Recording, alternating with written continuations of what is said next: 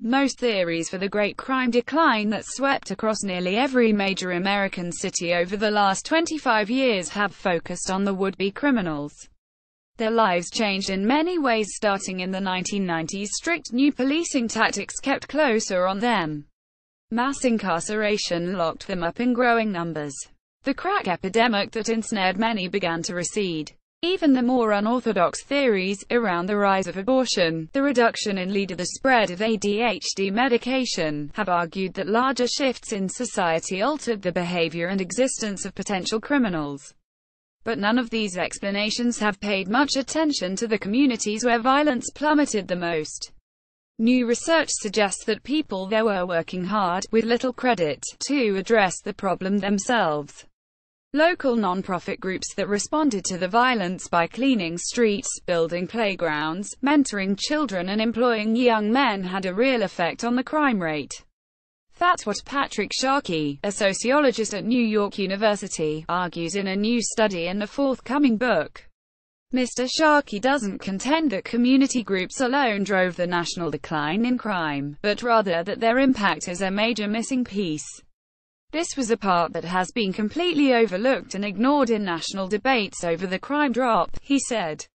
But I think it's fundamental to what happened. Noreen McClendon, the executive director of Concerned Citizens of South Central Los Angeles, leads a non-profit that has developed affordable housing and job opportunities in the neighborhood. Melissa Little for The New York Times. Between the early 1990s and 2015, the homicide rate in America fell by half. Rates of robbery, assault and theft tumbled in tandem. In New York, Washington and San Diego, murders dropped by more than 75%. Although violence has increased over the last 2 years in some cities, including Chicago and Baltimore, even those places remain safer than they were 25 years ago. And crime has continued to fall in other cities, most notably New York, where shootings are at a record low. This long-term trend has fundamentally altered city life. It has transformed fear-inducing parks and subways into vibrant public spaces. It has lured wealthier whites back into cities.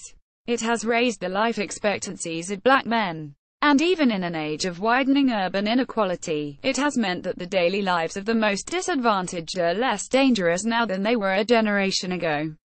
These poor neighborhoods, Mr. Sharkey has found, have been the greatest beneficiaries of this tectonic change in safety. The same communities were participating in another big shift that started in the 1990s. The number of non-profits began to rise sharply across the country, particularly those addressing neighborhood and youth development. Mr. Sharkey and the doctoral students Gerard Torazza Spinoza and Delaram Takyar used data from the National Center for Charitable Statistics to track the rise of non-profits in 264 cities across more than 20 years. Non-profits were more likely to form in the communities with the gravest problems. But they also sprang up for reasons that had little to do with local crime trends, such as an expansion in philanthropic funding. A spike in non-profits addressing subjects like the arts and medical research occurred in this same era. Comparing the growth of other kinds of non-profits, the researchers believe they were able to identify the causal effect of these community groups. Every 10 additional organizations in a city with 100,000 residents, they estimate, led to a 9% drop in the murder rate and a 6% drop in violent crime. In a criminology field that has produced some eyebrow-raising ideas, this one is actually not so surprising. That national finding echoes local studies of some individual programs, like one run by the Pennsylvania Horticultural Society that converts abandoned lots into green spaces and that has been linked in Philadelphia to reduced gun violence.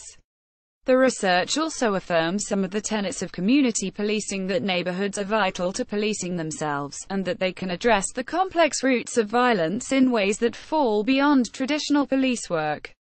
It's absolutely consistent with what I would argue is probably the prevalent theory of policing among the major cities today, Richard Myers, the executive director of the Major Cities Chiefs Association, said of the new research. Local organizations also say Mr. Sharkey's results validate what they have already witnessed. Anytime people's basic needs are met, violence goes down. That's not new, said Noreen McClendon, who directs the non-profit Concerned Citizens of South Central Los Angeles. The group, led by Ms. McClendon's mother for many years, was formed in the 1980s to fight a proposed waste incinerator in the neighborhood. It evolved in the 1990s to address many of the neighborhood's other challenges. The group created dozens of block clubs to care for individual streets. It cleaned alleys and repaired potholes, and hired local ex-offenders to do that work. It established a credit union, sponsored a jazz festival and developed hundreds of units of affordable housing.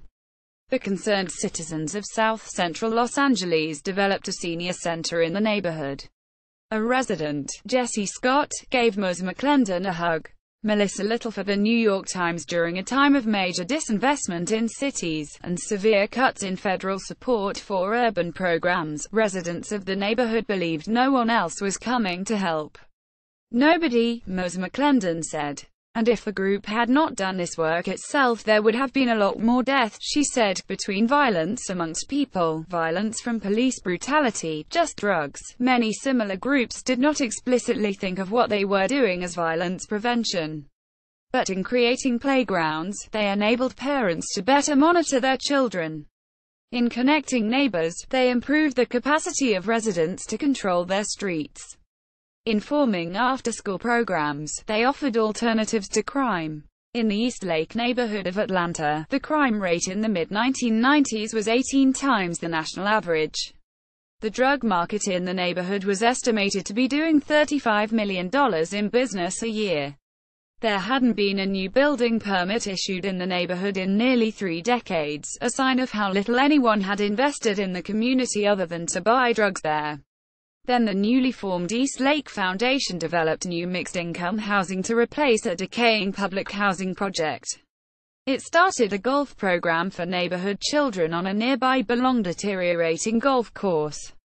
The foundation eventually opened a charter school, where the first class of seniors had a 100% graduation rate in May. We knew we wanted to see violence and crime go down in the community, said Carol Nocton, who led the foundation for years and today is the president of a national group, Purpose-Built Communities, that is trying to teach East Lake's model in other cities. But we've never had a crime prevention program. Today violent crime in East Lake is down 90% from 1995. But Ms. Nocton is momentarily perplexed by the question of whether she believes groups like hers have gotten enough credit for contributing to that outcome. We're not part of the crime reduction world, or the public safety world, in the same way that we're part of the health and education and housing world, she said.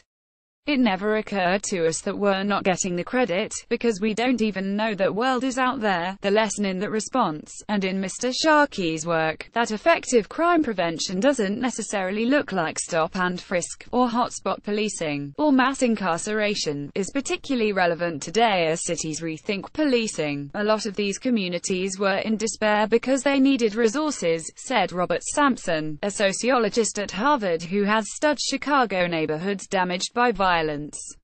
And what did they get? Well, they mainly got crime control. They got increases in incarceration. Those tactics may have contributed to the decline in crime as well. But they've come with costs that have become clearer over time, in antagonizing communities and disrupting families. Mr. Sharkey is pointing to one possible solution, with less evident downsides. And HES suggesting that communities can effectively take on the very roles that the police say have strained them, as they've increasingly been asked to perform jobs they weren't trained for. As guidance counselors or marriage therapists or substance abuse experts, they are taking that burden away from the police that probably never should have been there, but by default has kind of landed there, said Mr. Myers of the Chiefs Association, who is also a former longtime police chief himself, in Michigan, Virginia, Colorado and elsewhere. As Mr. Sharkey publishes his findings, crime rates are now diverging after a generation in which violence fell reliably year after year nearly everywhere. It's not clear yet whether the great crime decline he writes about will continue. But he argues that it's time for a new model of violence prevention, one that relies more heavily on the kind of work that these community groups have been quietly doing than on the aggressive police tactics and tough sentencing that the Trump administration now advocates. The model that we've relied on to control violence for a long time has broken down, Mr. Sharkey said. If communities want police to step back, he is pointing to some of the people who can step in. This gives us a model. It gives us another set of actors who can play a larger role.